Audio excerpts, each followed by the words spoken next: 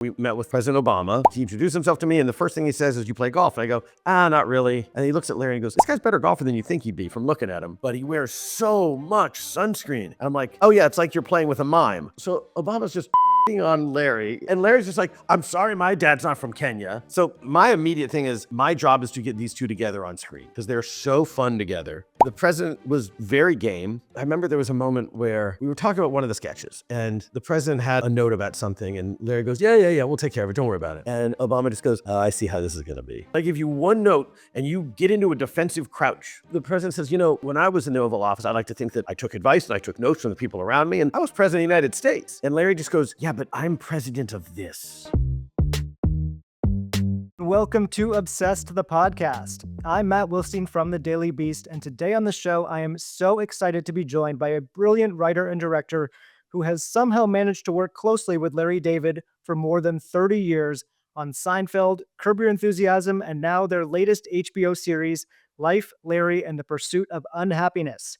Jeff Schaffer, welcome to Obsessed, the podcast. Thank you. Yeah, when you say it like that, I realize Larry and I, that's the longest relationship I've ever had in my life, which says something very odd about me. It really does. Yeah, I can't imagine that many people have been able to stay close with him for that long, but I'm impressed that you have. He's so fun to work with. It's everyone has the wrong impression. He's a sweetheart. I believe it. So Larry has talked about how the idea for this new show came directly from Obama's production company. And the Obamas, Barack and Michelle, are producers on the show. What were those initial conversations like with you and with Larry and Obama himself about what you wanted this show to be? So, first of all, as you may imagine, Larry has what I call the fastest no in show business. And this started way back at Seinfeld. I remember NBC was calling because they wanted to do Blackout Thursday because all the shows on Thursday night were in New York. There was going to be a blackout in Manhattan and all. And so the guys from NBC go like, so, all the other shows are going to do this blackout. So we just thought, and he goes, no. I was like, LarryDavid, the fastest no in show business. And so, he's, after Curb was done, he said no to a lot of things. And when this came up, he, I think he went like, maybe, that's interesting. And, look, he and the former president know each other a little bit. They play golf together sometimes. And I just think Larry was intrigued because he's a history buff, he actually majored in American history, and he loves it. And I think the other thing that appealed to him was the fact of it's not another series. You don't have to do, that's always for him the crushing weight of how are we going to do this? And every Curb season, we write about 6 or 7 of them before I say we should tell HBO we're doing this again. So, because he doesn't want to, he doesn't feel like he has to. He only wants to do it because he wants to. But this was an I want to. So that just means we're going to think about it. So Larry and I started talking about it, and I actually think the genesis of his interest actually started, we had dipped our toes in historical waters briefly for this Super Bowl commercial that we did a few years back, 4 years back, for FTX. Really nice guys. I don't know whatever happened to them, but we had, in this commercial, he had played all throughout history, poo-pooing every great invention, lots of costumes and things, and he likes being in costume. That's surprising. I know, but honestly, I think one of the reasons he did this is we had so much fun with that, and he remembered how much he liked being in costume, and he forgot how much he hated being in wigs.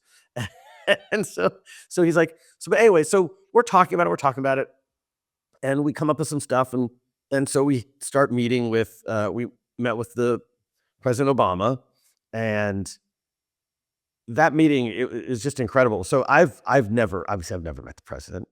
Yeah, he and I don't travel in the same circles. I surprise. And he introduced himself to me, and the first thing he says is, "You play golf?" And I go, not really. And he looks at Larry and goes, "This guy's a better golfer than you think he'd be from looking at him, but he wears so much sunscreen." And I'm like, "Oh yeah, it's like you're playing with a mime." And so Obama's just shitting on Larry. You're doing bits with the president off the bat. Yeah, and Larry's just like, I'm sorry, my dad's not from Kenya. And like this is minute like 1. And I'm like, so my immediate thing is my job is to get these two together on screen because they're so fun together. And so it was a great meeting. The president had a lot of, was very game, as you'll see in this series as we go forward. He does a big sketch with Larry later. And he's really funny. And the two of them are really funny together. So it was a very cool meeting. However, Larry is Larry. And I remember there was a moment where we were talking about one of the sketches and the president had a note about something and Larry goes, yeah, we'll take care of it. Don't worry about it. And Obama just goes, I see how this is going to be. Larry's like, what? And the president goes, I spent 20 minutes talking about how great everything is. I give you one note and you get into a defensive crouch. and then the president says, when I was in the Oval Office, I like to think that I took advice and I took notes from the people around me, and I was president of the United States. And Larry just goes, yeah, but I'm president of this. Role reversal. Yeah, but it was really fun. They're so fun together. And obviously he's just the coolest, most inspiring human being on the planet. It was a dream come true to get to work with him and like just Larry and me and hit on a set for like 4 hours doing it was just incredible. Yeah, I was wondering, as the director, I mean, you direct all of these episodes, so that means you're directing Barack Obama as an actor, which not many people have had the pleasure of doing. What was that like? Was it intimidating to give him direction, give him notes? Were you pitching jokes to him in the moment? Well, how did that go? Yeah, one of the benefits of so many people have been on Curb, from like Bruce Springsteen to all these great actors. And, I've gotten a chance to work with a lot of people. Once you're doing the stuff, they're just, do it this way, do it that way, do it this way, do it that way. But with a former president, the first thing I had to ask the people at Higher Ground, I said, what do I call him? What do I, and they go, I'd stick with sir. So it's like, I was like, okay, sir. So I'm just trying to remember, sir, no, move to your left, hold on, sir. Let Larry get that one. So I got it right the whole time. I really didn't want to screw that up. But here's the amazing thing. Obama's really good. He's not good for a former president. He's good. His timing is great. He's got great rapport with Larry. He came up with lines, the improv, his own stuff that were like, that's hilarious. That's going in. And in fact, we're going to build on that. He was fantastic. And he said to me, he goes, I guess I like being annoyed by Larry. I find that fun. And he goes, and when we get together, I realize I start sounding like him. I don't talk like this with other people. He's like, Larry just sucks me in, and now I start, the most inspiring person on the planet is now kvetching. So it was really, really fun. Yeah, I mean, one big question for me going into the series was how political it was going to be, because Larry has been, politically outspoken in some cases. Curb obviously had politics to it. And then the Obama factor, just how much he wanted to push it in that direction. Then, in the second episode, we get to this sketch at the end of the second episode that deals with Washington's farewell. And first of all, I did a major double take when I spotted Rob Reiner as Washington with no beard. He looks different, but you can recognize him and his voice. And so first of all, I wanted to talk about that sketch because it also is sort of the most overtly political and direct hit on Donald Trump in the series. Where did that idea come from? Was Rob involved at all in the writing of it, or on the day, or before, or how did that all come together? So, it is, I think, probably our most political sketch. We wanted to do, when we were doing the show, we wanted to be able to comment on what's happening current day through a historical lens. because frankly, when you look back at American history, we've made a lot of the same mistakes and haven't learned an awful lot. And we've still moved forward, in fits and starts. But like, so we wanted, it's like, oh, it's a great way to address what's happening now in a more oblique way. This one is not as oblique. And that was sort of, that was sort of the point of it. In fact, when we were, I guess here's what I would say, like, we wanted to cover 250 years of the American experience, warts and all. And right now there's a saggy orange wart that I'd like to see removed as quickly as possible. Larry too. So, but we thought, one, Washington had a very high opinion of the people that would follow him, or a hope, that everyone would be as cool as him. Yeah, live up to his ideals, yeah. Yeah, and it's hard. Not everyone's George Washington, right? So, and we seem to have gotten way further away. So it sounded like, hey, he was telling us how to do this the right way, and someone's not doing it the right way. So that contrast was just sitting right there. And Larry and Rob obviously knew each other very well. And Rob really wanted to play George Washington. The only sticky part, Larry said, you have to shave. It's bizarre. I couldn't believe it. Yeah. George Washington is famously clean shaven. He doesn't have a beard, Mr. Reiner. So, and Rob was like, yeah, I'll do it. That's fine. I'll shave. And they had that day on set was so fun. They had a great time together. Larry and Rob, and obviously they're kindred spirits in a lot of ways, comedically, politically. But the other thing that we shot this back in November of 25. And first, when you're writing this, there's like the list of offenses is so long. Like, so there's like, oh my gosh, we could be here for 24 hours. Yeah, they're sort of imagining what the worst case scenario for a president in the future is, and it's all things that Trump has actually done. Right, and we knew that between November and now, he was going to do way more. We didn't know what they were yet. So we actually shot plates because we knew we were going to be coming. We let's just plan to come back. Things that you could sort of insert lines into, or yep. So we could capture the next, the atrocities. The news cycle so fast.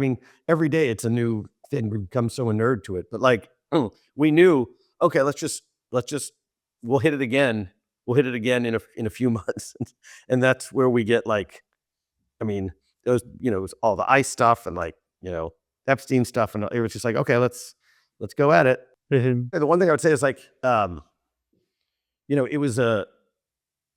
it was such a strange thing now looking back at this. As I said, we shot it I think it was November, mid-November, and we shot it on the Universal lot, and Jimmy Kimmel came over, he raced over from his thing to just do that cameo because that was in the news right then, and that was awesome that he did. That was so funny. And I just remember in December, Friday, we were down and we were editing that sketch. The last thing we did on a Friday was editing that sketch, and then that weekend, all the terrible stuff happened, and it was the weirdest thing. It's it's still very hard to comprehend. So we moved this sketch around. We were trying to figure out the best place because we wanted to be sensitive to the content, and we wanted to be sensitive to the star. And ultimately, we decided that July 3rd, was the perfect time. Let everyone watch it over the 250th weekend. Let that sink in, and if we spoil a sad octogenarian's weekend, so be it. But I also, I guess I love that in this weird way, Rob gets the last word. Totally, yeah. It is. That was my first thought watching it is, wow, he, after the tragedy and everything that happened, Trump went after him and said horrible things about him after he died. And that felt like the last word between the two of them. But now we have this sketch, which, from the past, which really does feel like this fitting final message from Rob Reiner to Trump that's in your show. So yeah, it's pretty unbelievable. Yeah, that makes it makes it it's special. I think that way. And yeah, so we actually we had a premiere this week, and we showed episodes 1 and 2, but we on purpose we slid this one out and put another sketch in. Because we just didn't want it to be, we didn't want it to come out until it comes out. And I saw Jake Reiner was at the premiere as well. His son. Jake's in the show. Yeah, yeah. Jake's in the show, and his daughter Romy is also in an episode. She'll be in episode 7. That's amazing. Yeah. Yeah, as you said, you don't want to, maybe spoil Trump's weekend for the 250th. It does seem like this sketch is designed to get a response from him. If anything is in the show going to get a response from Trump, this would be it. I mean, when we did the MAGA hat episode of Curb, I mean, he's so unfathomably dumb that he posted it. He's like, look at this. It's like, I mean, I think it was Fran Lebowitz. It was a great quote. She said, "No one you know is dumber than Donald Trump," which is just like, I love that quote so much. I hope I'm saying it right. Yeah. So he might not really get that this is a message to him if he. This one he might. This he might, or maybe Putin can tell him once he gets his penis out of Trump's mouth. Anyway, but yeah. So we'll see. Either way.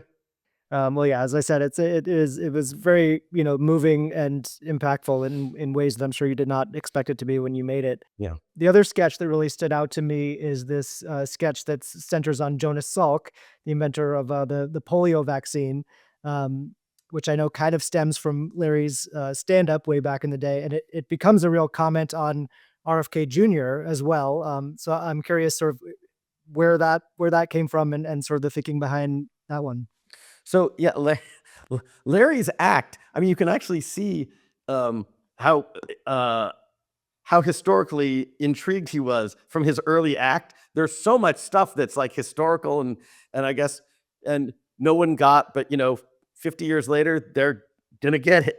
And I think that was again one of these things we wanted to do was like, hey, let's talk about all the vaccine ignorance and the ignoring science that's happening right now, but let's do it with one of the greatest success stories of all time, vaccination-wise, polio. Like, of course. So it's like it was a way. It's like, oh, if we're going to talk about that stuff that's happening right now, let's do it. Let's do it with the polio vaccine. And again, we're commenting on today, but this happened in the 50s. Like, it's been, we've learned nothing. It's insane. So it's those opportunities, when you get those opportunities to show, I think, how far we haven't come. Those are moments we wanted to sort of take advantage of. And at the same time, I think just going back to why I think Larry wanted to do the show in the first place. So much of Larry's comedy is, I always call it big thing, little thing. Right? There's like this giant thing, like even at Seinfeld, we're going to get to make our own pilot. And it's like, who stole the raisins? And like the raisins are more important than the pilot. And like the little thing always overtakes the big thing, or at least they're equal, right? And when you're looking back on history, like the big thing is right there. You're in a trench in World War I. It's the invention of the phone. It's, it's all this stuff. So the big thing's right there. And the juxtaposition of Larry's little thing, it makes it so easy and it's so fun. It's like, history's writ very large and Larry writ's very small. So I think that juxtaposition really tickled him. Yeah, yeah. So I noticed that you have a lot of Curb Your Enthusiasm alums popping up throughout this show. The one person who I did not spot in the cast was Cheryl Hines, the wife of RFK Jr., who you're making fun of in this episode. What do you think she would make of Larry, targeting RFK like this? Because I know that there's been a bit of a rift there since Curb. I haven't spoken to her in a very long time. I'd like to think she still has that brilliant sense of humor she used to have. But I don't know. But evidence of that has not been as present over the last couple of years. Not from the footage I've seen, but one can hope. Yeah. So you did not try to get her in the show, or No, no. are you sort of surprised by, because you did work with her, you directed her a lot over the years. Are you surprised by where she's ended up? Yes, very much so. This is she was. I mean, working with her. My experience of working with her were nothing but the best, the warmest, the funniest. Just a delight. Loved working with her, and it's I don't know. People make choices. Yeah. Well, I would be very curious to hear what she thinks of this sketch in particular, but I'm not sure we'll find out. I don't know if she's coming on your podcast. Not anytime soon, probably, but maybe someday.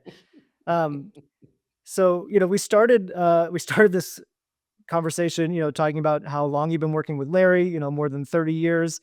I'm curious about just your memory from the very first time you met him, which I assume was when you joined Seinfeld. So my writing partner Alec and I, Alec Berg, had submitted ideas, and we didn't hear anything for a while. And then we got a call from Tom Gamble and Max Pross, who were writers on the show, saying, "Hey, they read your stuff and liked it. Can you come in?" So Alec and I went into a meeting, and if you've seen any of the Seinfeld on Curb, you know what that office looks like. That was the office. Their desks are right up next to each other. Both their feet are on the desks as they're facing each other. We walk in. Jerry's just sort of staring at you. And I've never met Jerry. So that's art. And Larry has his space pen in his hand and he's rolling it, just looking at you like you just murdered his family. Just he had this. That was my impression. Then and we sat down and it's like, okay, be funny. And I remember they were going through the ideas, and one of them was George getting caught eating out of the trash. And we got to watch them start to talk about it. And clearly they took a shine to it. And then like some other stuff. So it's like, oh, maybe and so, yeah, we got hired that day. That was the very beginning of season 6, when the world was very young. Yeah, incredible. I imagine it must have been very surreal to then years later be directing the Seinfeld reunion within Curb Your Enthusiasm and sort of recreating the set and going. What was that like for you? It was so crazy being back on the set, and also like at the table read, all of our production crew and like the producers and like everyone came back. It was like a little reunion. Like when you saw the table read, those other people are people that actually worked on the show. Oh, wow. Host producer Susie Greenberg and Tim Kaiser and Yeah, all the names I've seen so many times in the credits. Yeah. yes, they're all there. So that was super cool. The weirdest thing is, right there are these layers. So we're now directing Larry, who's overseeing a Seinfeld reunion. So there are the Seinfeld fake cameras, right? And then behind that is Larry, and behind that is our cameras. The real cameras, yeah. Yeah, and so a Seinfeld scene happens, right? With Jerry and Elaine and George and like they're doing a Seinfeld scene, and at the end of it, like it was just like I was back in like 94, 95, 96, whatever. I like the scene's over, and what I would normally do if I was at Seinfeld, I would walk onto the set and give notes. Oh, I think we should do this or that. And I start walking out there because Larry's about to give some notes to them. And Alec grabs me by the belt because you're going to ruin the fucking shot. And I was like, oh shit, right. You forgot what was happening. Yeah, we're not shooting Seinfeld. We're shooting Curb shooting Seinfeld. That is so funny. But yeah, and I wanted to make sure like you see shots where you're following. I wanted to like show the audience all around the set, like, oh, what you thought was Kramer's story. No, there's just a flat. Like there's people behind that, and just showing everybody the kind of behind the curtain of it. But it was incredible, and I think it was, as Jerry said too, this is how we're doing a reunion. We're not doing the kind of common way, the saccharine, like get the band back together way. We're going to do it this way, where there's actual like Curb story. You're doing it for story comedy reasons, not for any other reason. Yeah, yeah. Do you feel like there is a secret to your working relationship with Larry, that why you've remained so close in his orbit and his sort of go-to director on this new series? And what's the secret to working well with him? Uh, I don't. It doesn't seem that hard. We just talk about the stuff that happens to us. Yeah. Like, Well, he's not looking at you like he wants to murder you anymore, I guess. no. I think that's just his look. I just realized. I think I'm just over it now. You got used to it. Yeah. So, but like things happen, right? Like we were just talking about this the other day. I was with my family and we were in the south of France, and every summer in the south of France is always the hottest summer in the south of France. And why don't you have air conditioning? Well, it's never this hot, I've said, every year. Anyway, we're out at this like seaside thing, and like the waiters are sweating through their shirts. I mean, their white shirts, you can literally see this, like, and my daughter had ordered this like expensive, like branzino thing, which we didn't realize how much it cost. It's just crazy how expensive this thing. We're like, this fish is so expensive. And I'm watching the waiter put it down. And as he's putting it down, sweat is dripping from there's literally a drop bouncing on his nose like this. And I go, if this falls in this expensive fish, I'm throwing this fish straight in the garbage. And then I realized, oh, I got to call Larry. Yeah. And it's like, and we were just talking about that episode. It's like, it's those things, right? We sit there and show each other our awkward scars and make stuff. And it's so fun. He's the best. I mean, it's like he put a lot of those ideas and these things into this new show that maybe would have gone into Curb. But it does make me think, like, isn't he always having experiences that he thinks, and maybe you are too, well, this could be a Curb season or an episode or a storyline. But you ended the show and seemed pretty definitive, but you never know. Is there, there seems to always be the possibility of it coming back or the potential. Do you still think about that now, or how do you think about it? Well, Curb is not coming back. We wrote ourselves. It's very definitive, yeah. Well, we wrote ourselves out of Curb. I mean, the only reason it's not coming back is because that ending, like, that's the ending. Was too perfect to, yeah. Yeah. Although I did, when we were doing it, I told Larry, just to take the pressure off, I said, look, there's nothing more LarryDavid than having a giant celebration of the end of Curb and then just slinking back 4 months later. But it doesn't mean there aren't still Curb ideas, right? Things are still happening. I always say, like, until man can step out of his house and not be irritated by fellow man, like, we're going to be in business. So, and Larry's never sitting still. He's like I would say he's like a prostitute who likes having sex on his off days. Like, he's always working. He's always thinking. Stuff's always happening. So it's just a question of what's the vessel, right? What's the shape that goes into? Like the stuff that's happened over the last year and a half went into this. But there's certainly other things that we were thinking about to put these kind of crazy Curb ideas into. So we'll see. Yeah. I mean, yeah, you never know.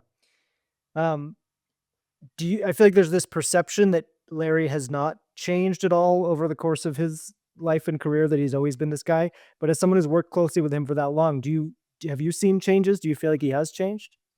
I mean, I used to joke that, like, there's like some bacteria that are like resistant to antibiotics, and Larry's resistant to learning, which is great. No, he's been blissfully, happily the same person, right? Like, the way we work now is the way we worked on Seinfeld. I mean, Seinfeld and Curb, and they're all written the same. The only difference is on Curb and on this, we don't take the time to write the script. Like, but the story is the same. The ideas, working through the ideas. I mean, Curb and Seinfeld written on the same dry erase boards, like doing like, so his process hasn't changed. His brilliant, like, ability to absorb awkward and embarrassing things and turn them into shows hasn't changed. So no, he's a constant.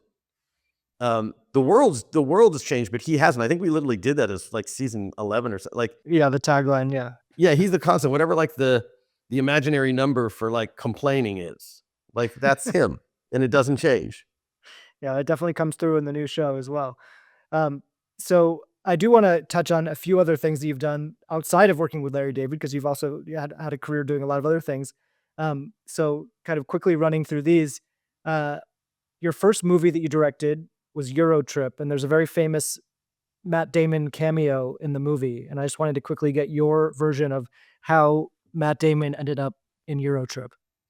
Right. So Alec Berg and Dave Mandel and I wrote, and we also directed EuroTrip together. The DGA wouldn't give us a 3-man directing credit. So you got it. We literally, a Czech PA pulled a name out of a hat and we filmed it, and it's on the DVD. We're like, this is how you pick a director. But Matt, so we shot all of EuroTrip in Prague. Like, we didn't have a big budget. There was a war going on and there was SARS, like no one's flying in. So we're like, well, who's in Prague? Who can we get? So like Jeffrey Tambor was there for like Hellboy. It's like, okay, can you do something? And like Lucy Lawless was flying through on her way back home to New Zealand. It's like, can you do something? And Matt was there for the Brothers Grimm. And because he had to wear a wig for the Brothers Grimm, his head was shaved and he had stopped smoking. So in his words, he'd swelled up like a tick. So he was like really buff. We're like, hey, will you do this thing? He's like, yeah, that'll be fun. But it's like, what day can he do it? The one day he was available with his shoot was the shortest night of the year. Literally in Prague, we're like, we have 5 hours to like get all of this while it's dark. But he was so good. He was so funny. And I was talking to him a little bit ago, and he was like, I was Ripley in The Town of Mr. Ripley. I was Private Ryan in Saving Private Ryan. I was Will Hunting in Good Will Hunting. And I walked down the street and people just yell, Scotty doesn't know. Like, that's the thing. Yeah. Sticks. You've worked with Sacha Baron Cohen a couple of times as well on, I believe, Brüno and The Dictator. Do you have a story about working with him or what it's like to work with him? I mean, so for Brüno, I was part of the small group that traveled around the world, being troublemakers. And sometimes it's just, we were in Jordan until they found out like the Zionist comedian was there, and then we had to go. And we're driving to the Jordan-Israeli border, like the day before a ceasefire, which is never a good time. Whatever. And Sasha just says to me, he looks at me, he goes, here, I want you to take care of my passports. And I go, plural? And he goes, yeah, well, this one's for this. This one. I go, I don't want to be in charge of this. These people have machine guns. It's like, but by the way, the most dangerous place, I mean, West Bank, I think the Al-Aqsa Martyrs Brigade is still, they have a fatwa against us, and they're also suing us for calling them terrorists. I think you can't have it both ways. You got to pick a lane. Like, you see how self-defeating this is. Anyway, so we're all around all that stuff. The most dangerous places we were in was the Arkansas-Texas border. Because the end of Brüno, where he was playing this character Straight Dave, and then his lover Lutz comes back and they meet in the ring.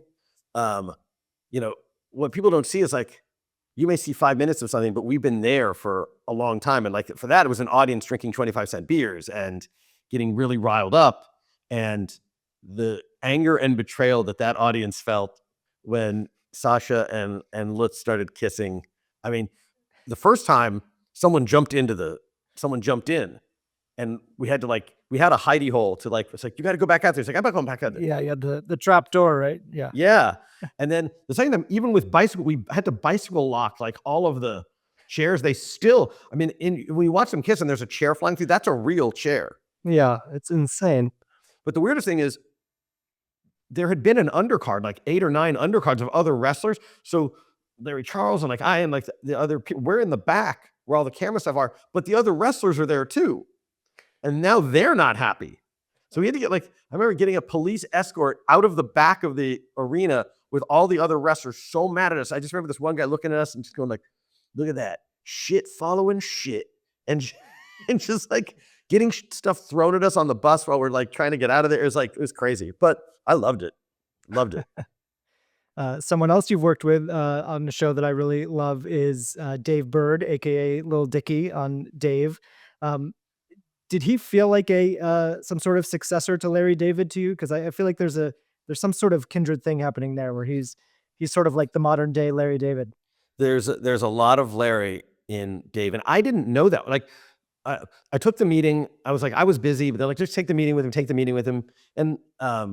And when Dave started talking and telling stories, the stories he was telling felt like Curb stories. They felt like Larry stories. They were funny in the way I find things funny. So I'm like, oh, this is way more interesting than I thought. it was going to be. He's funny. And so we started to have meetings and talk about a show. And, you know, when we started to do that, I think it was about like, I don't know, our third meeting, he says, I have to tell you about my penis. And I go, okay. He's like, but you can't, like, nobody knows. My girlfriends don't even know because I'm good with the lady. You can't tell anybody. And so he explains this thing to me. He said, but that's, just, you have to keep it a secret. And I go, I won't tell anybody, but that's the first scene of the show. And he's like, wait, what? And I'm like, yeah, that's how we start.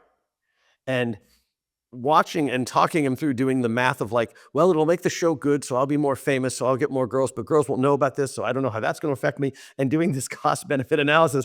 And by the way, to his credit, he chose correctly, and he's so, the North Star for that show is authenticity, and was so brave. He and Gata, they're not playing like characters in a period drama or something, like they're like themselves. It's all out there, yeah. It's all out there, and just brave and transparent and super funny. And it was, I'm really proud of that show. Yeah, that's another one that kind of ended and we weren't sure if it was coming back. And I think he said it's not, but do you have any, would you want to keep doing it if you could, or? It's definitely something, the writer's strike got in the way in a big way for another season. It just, and at a certain point it became too far away. Yeah, but it's like with any of these shows, yeah, it can always come back, right? Yeah, it's following his life. It's always been lagging behind by a certain number of years. So there's plenty of stories. Another thing on your resume coming up that was just announced is that you're attached to write a Grinch sequel for Jim Carrey and Ron Howard. Is there anything you can share about that? Yeah, so it's, again, we're getting the band back together. It's Alec Berg and Dave Mandel and I.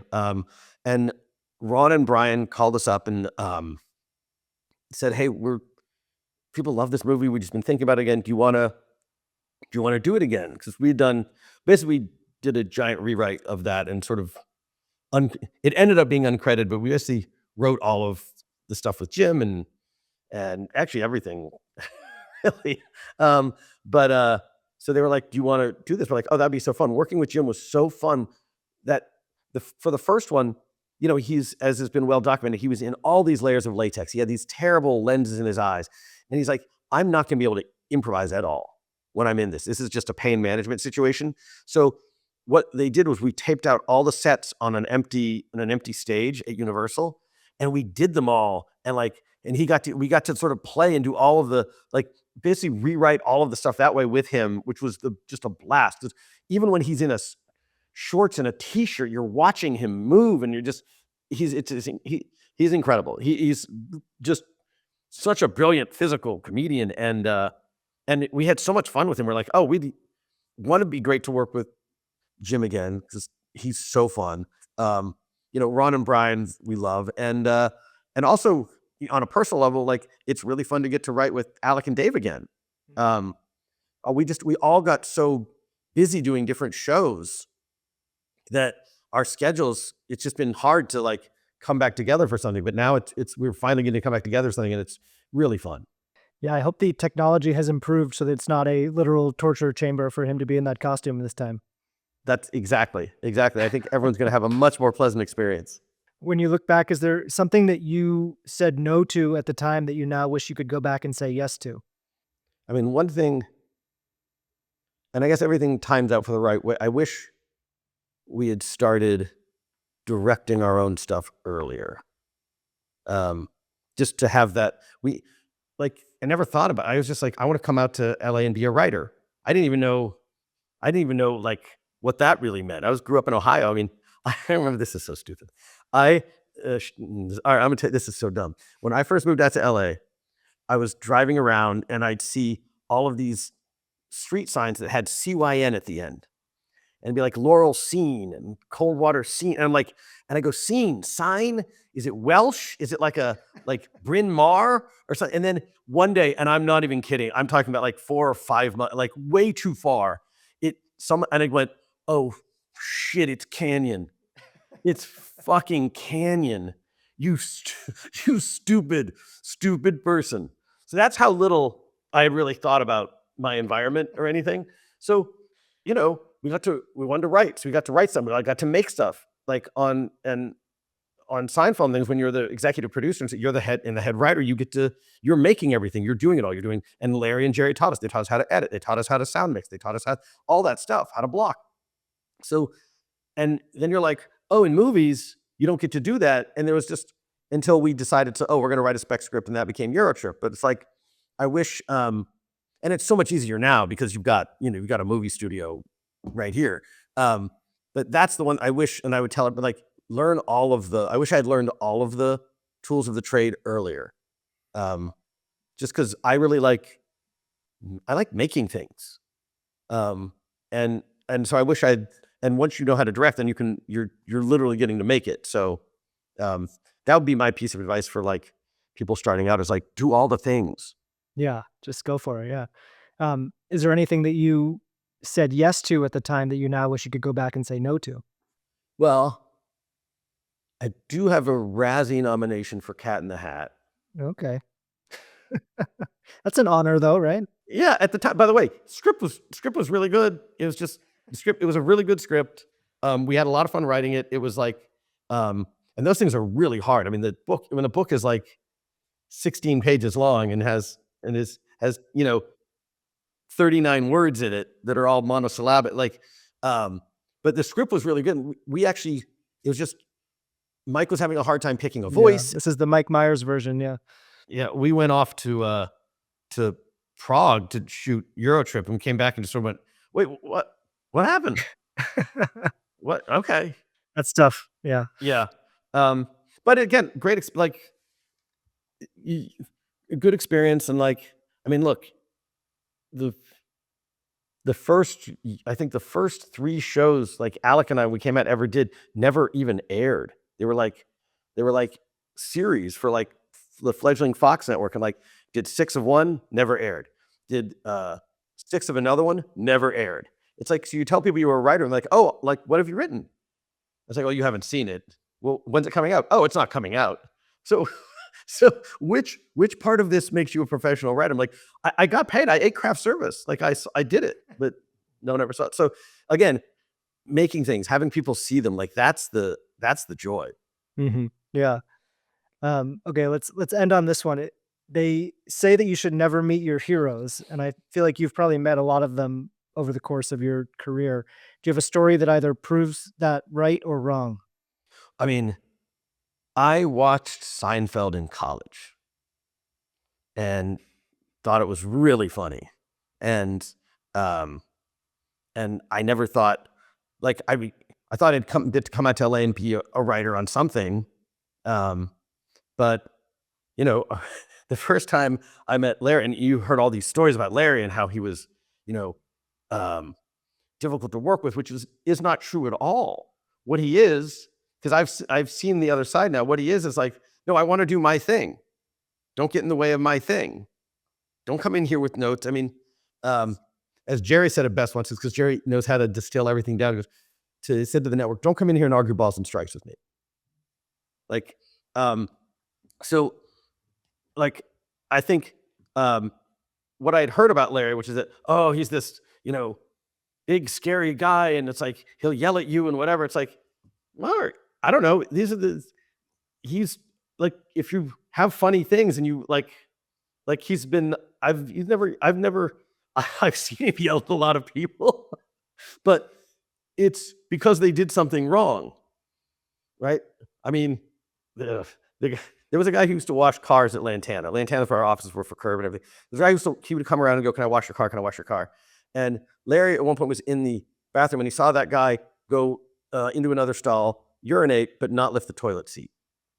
And he comes in and he's, I can't believe this guy. Like, and then poor Lawrence walks in like 10 minutes later going, hey, can I wash your car? And Larry goes, Lawrence, you didn't lift the seat. And he's like, well, I didn't want to touch it. And Larry's like, there's things you can do. You can get a napkin. You can use your foot. And I'm like, this is just, we're just living in curb now. This is just what it is. So no, I would say, like, Larry, who was, someone that I certainly looked up to when I was not even a professional writer yet. I've gotten to work with him for 32 years, and it's been fucking fantastic. It's been so fun. Every day on set is like Curb says, one of the most fun things you can be on. So it's not always a horror story, meeting your heroes. Well, congrats on the new show. Life, Larry, and the Pursuit of Unhappiness is streaming now on HBO Max, with new episodes premiering Friday nights at 9 p.m. Jeff Schaffer, thank you so much for being here. Yeah, this was really fun. We'll do it again in another 250 years. All right. I want to thank Jeff Schaffer so much for that incredible conversation. I'm so glad that we got to talk about all of his time spent with LarryDavid over the past 30 years. I am very envious of that relationship, and I'm glad we got to talk about that Rob Reiner sketch in the second episode of the new HBO show as well, which you should definitely check out if you haven't. And if you're enjoying this podcast, please make sure you are subscribed to us on YouTube at the Obsessed channel. We want to hear from you. Leave us comments. Let us know what you think of the show. You can also leave us ratings and reviews on Apple Podcasts and Spotify, and subscribe there as well. Thank you so much to our producer, Rachel Passer, and we'll be back with a new episode of Obsessed the Podcast very soon.